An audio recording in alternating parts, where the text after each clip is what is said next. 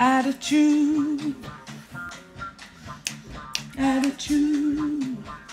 All right, welcome. How's it going?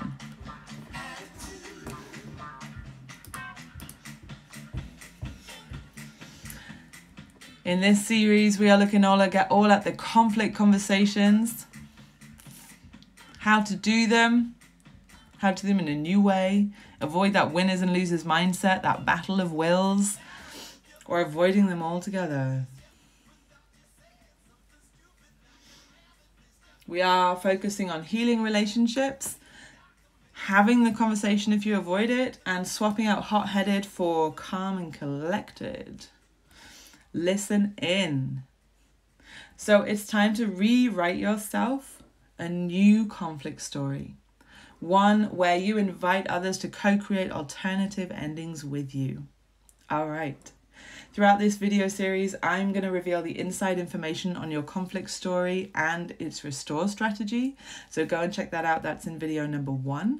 And I'm also going to show you my 5-part connection structure. This is very different from a conflict conversation structure. It's really looking at how do you come back together. It's a reconnection structure, really.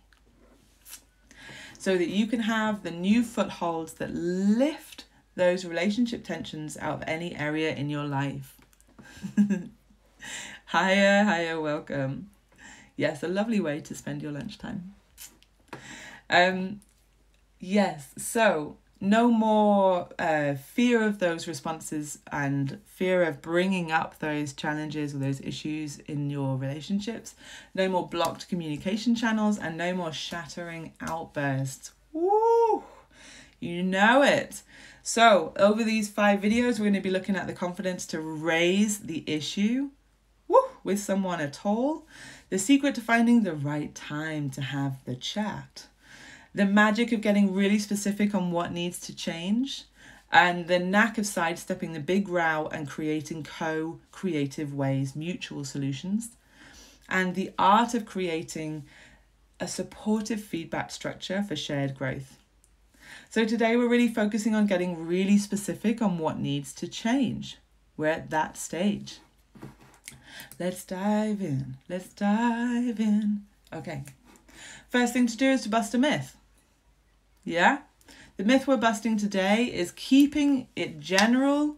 Best to keep it general and not get too specific. Keep things vague, general. It's safer that way. No one will get offended.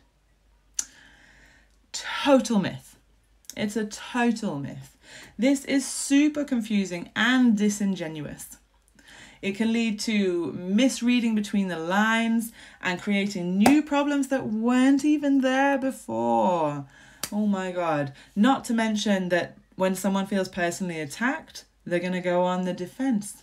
So your generalized comments leave their brain filling in the blanks and they become defensive. It's game over.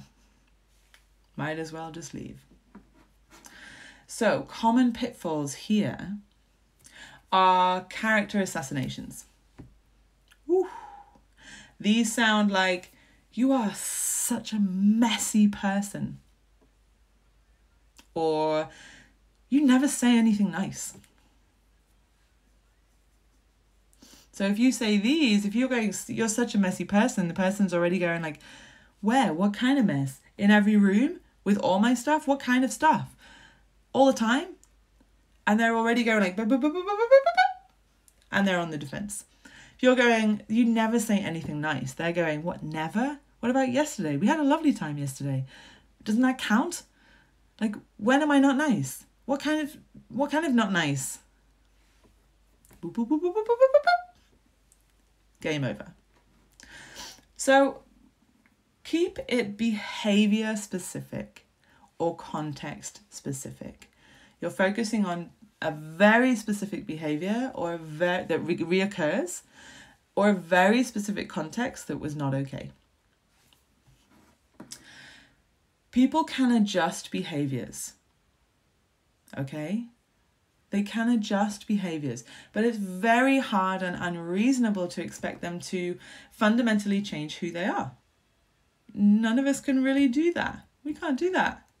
It's also not reasonable to make them responsible for how you feel, right?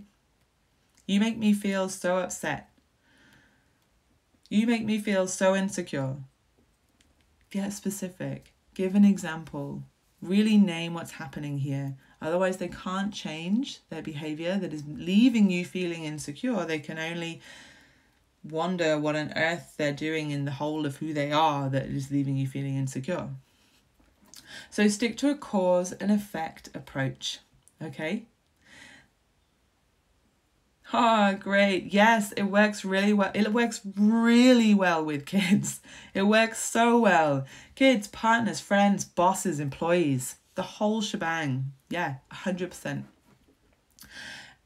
So this looks like behavior and its effect, its impact, and the specific thing that needs to change. Okay? Really, really like bizarrely specific. So I'm going to tell you a little story to illustrate this. So my partner and I were engaged, and we'd even set a due date. And my fiance, George, kept flip-flopping on whether he wanted to tie the knot or not. This actually distressed me greatly, and it felt like he was flip-flopping on us as a relationship. And I would express as much, right? I just feel like you're not committed, for example. So instead of addressing it with specificity, I kind of pussyfooted around him the whole time for ages, for months, nudging him with generalities like, yeah, you're just not committed, or no worries, like, I get this is tough, I understand, take your time to work it out. Underneath, I'm like, bah! Or maybe I would say something like, when I was feeling more angry some days, be like, you're so indecisive. Okay, this is before I had this amazing structure, right? And we're all prone to conflicts. It's an inevitable part of adulting. And I was 100% sure that I wanted to marry him, and yet we were stuck in this limbo, this like round and round conversation of like, will we, won't we, shall we, shouldn't we? That is until I managed to name the specific behavior and place the responsibility with him for changing it, right? So this sounded like, when you continually flip-flop on our marriage, it feels like we are stuck in your loop.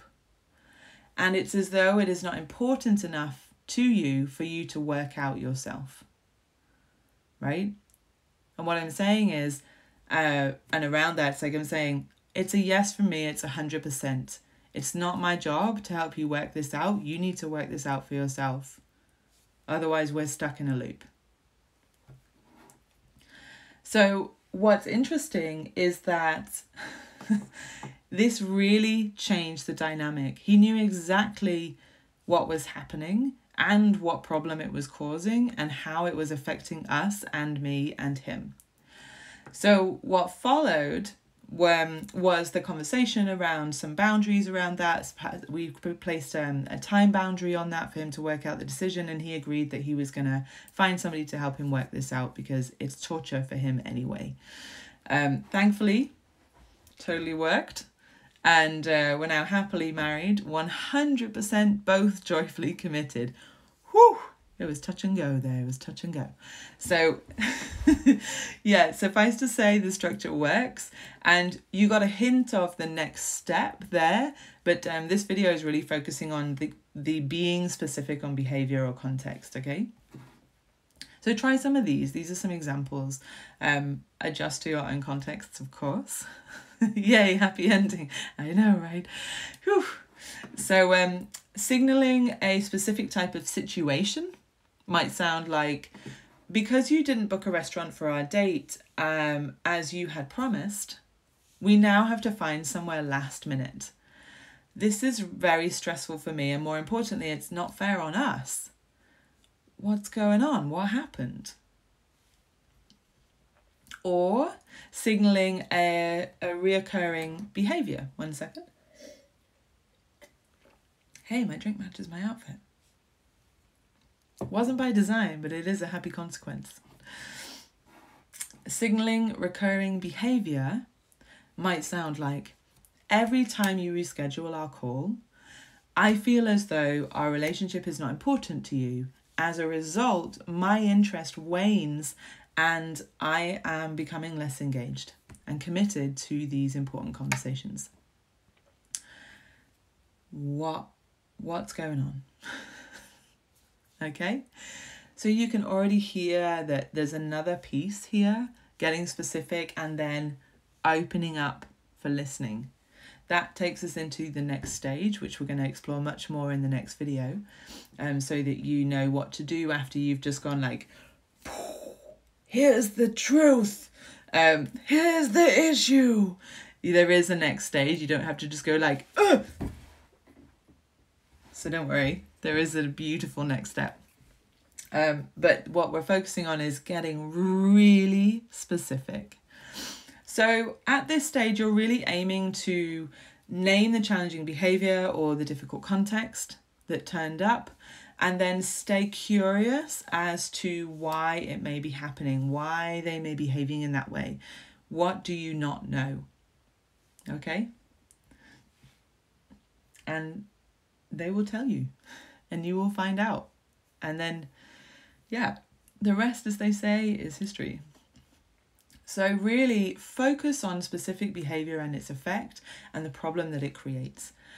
Practice this, write it down. This is perhaps the most preparable stage of the whole practice. It's good to take a little bit of time out and prepare this statement, so that you can maybe write a few versions, take out the ones that feel like they've got a bit of general in them, where you haven't been quite courageous enough to really name the piece, or maybe they're a bit like a poke in the eye with a stick. Can you take out some of the heat? This is not an emotional piece. This is a specificity piece. And also you could start with phrases like, when you X, it causes Y. You said you were going to X and it didn't happen, meaning Y happened instead. What's going on? Can you tell me more? Why did that happen? So hopefully that gives you enough to play with. That gives you what you need to get going. And yeah, honestly, write this out first. Spend some time preparing this piece before you go and take it to the person that you want to have the conversation with. And read it.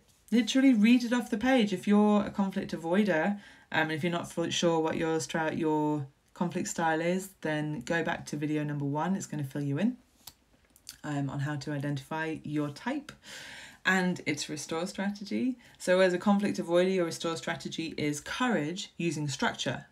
So by writing this out, you've given yourself the linguistic structure you need in order to do the hardest bit, which is to say the thing, right? So yeah, honestly, prepare yourself for this part of the structure. It's going to really help you. There's no shame in reading it out. And you can even say, I'm going to read what I've written to make sure that I say it exactly as I intend. Okay, it's totally fine. So yes, that is the secret to communicating what needs to change. And next video, we're going to look at the knack of sidestepping the big row. Whew, and finding mutual solutions. So now we move from, we've named it, what do we do about it? That's what's next. So do come back for the next video or catch it on the replay.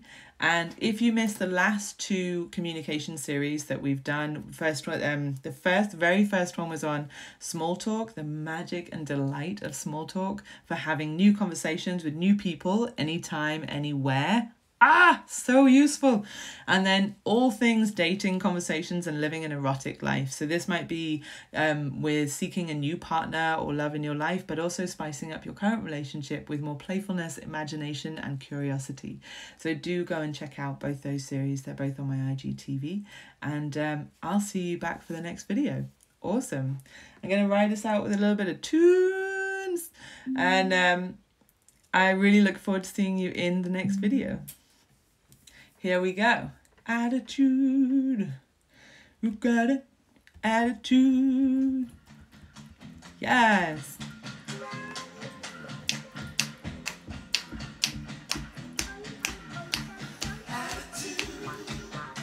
Got an attitude. Go well, peeps. See you in the next video.